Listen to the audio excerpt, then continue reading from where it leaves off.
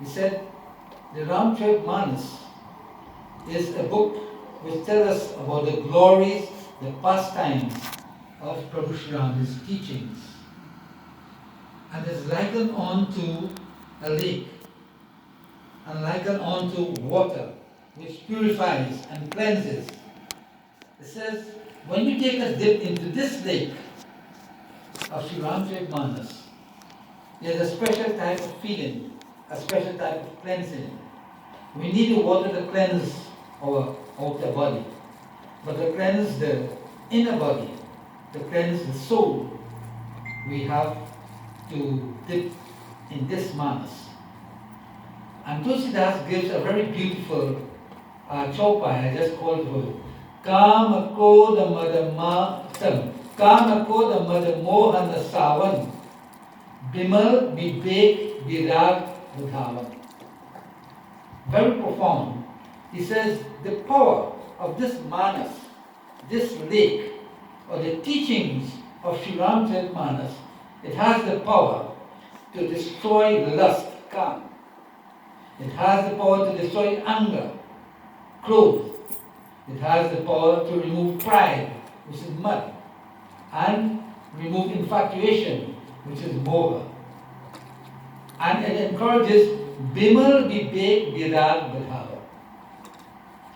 Two important words here. It gives pure wisdom, Vivek, and Vairag. Vairag is detachment.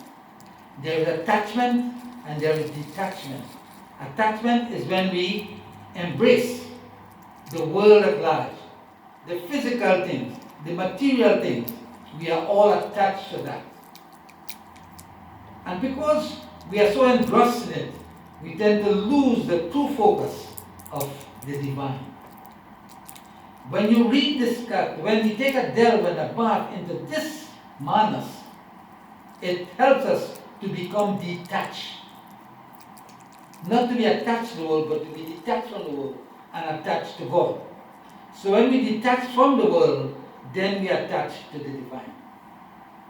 This katha has the power to give you that strength and that wisdom to free ourselves from the world and attach ourselves to the divine. He says, Sadar Majjan Pan Kiyete Mitahi Pap Paritap Kiyete. He says, by reverently bathing, in other words, by reverently reading, by reading with great devotion and living the principles, he says that by reverently bathing and drinking from this lake, he says all traces of sin vanish from the heart. That is the power and might of Sri Ram. It removes all the negativities from our hearts. He says, for those people who have not washed their hearts with this water, he says they are cowards. Why? Because they are involved so much in the Kali age that they are afraid to enter into this lake. They are so absorbed in this lake outside. There's by the dozen things of the universe that they dare not go into this. He said they are cowards. They said, those creatures wandering in pursuit of sensuous pleasures of the world, they will come to grief. And just as a deer runs in the distance, thinking, seeing a mirage, and thinking it's water, by the moment he reaches there, he realizes there is no water. It's just a mirage. A mirage is, sometimes when you're driving down the highway, you see in the distance like water, because the sun rays on the atmosphere. But when you go down there, it's not water. That's what you call a mirage. It's not there in real.